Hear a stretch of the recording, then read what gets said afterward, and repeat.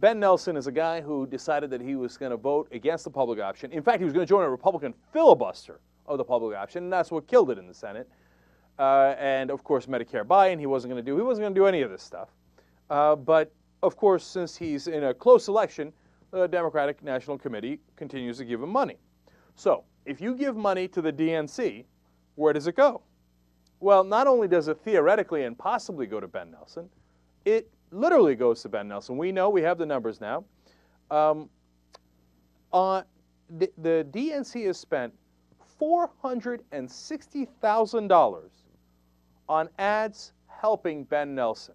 Remember how he cried when the Progressive Change Campaign Committee ran like, what was it, $50,000 in ads? Something along those lines. And he was like, how could they? They better not run it against me. And in fact, that's part of the reason that Rahm Emanuel came and called the liberals effing R-word, okay, and said, you know, how dare you guys run ads against good Democrats like Ben Nelson? You're so stupid. You don't know what you're doing.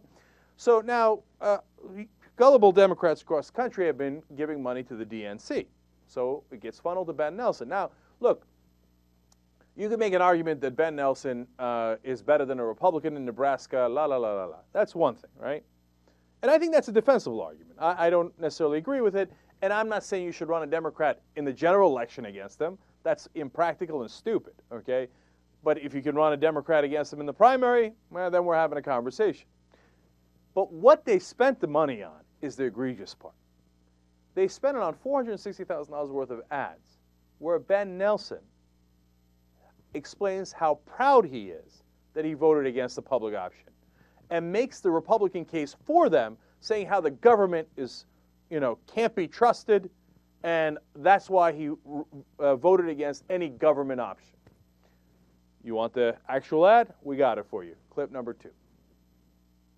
All the distortions about health care reform, I want you to hear directly from me. Some oppose any change, others want a government takeover. But I listened to you and took a common sense approach to improve the bill. Now it lowers costs for families and small business, protects Medicare, finally guarantees coverage for pre-existing conditions, and reduces the deficit. And it's not run by the government. I'm Ben Nelson. I approve this message because I'm convinced this is right for Nebraska. All right. Government takeover, that's the main Republican talking point.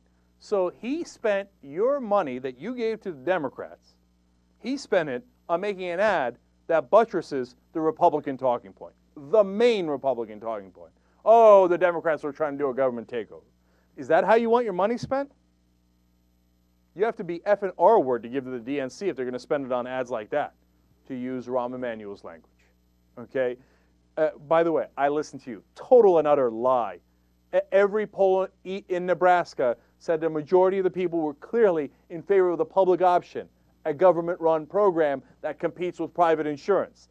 I listened to you, and all of a sudden he's in a sweater. He's hanging out eating Christmas cookies. That's not how I see him in Washington. He's got the soft music behind him. Ba-ding, ding, ding, ding, ding. Doesn't Ben Nelson look like your friendly uncle?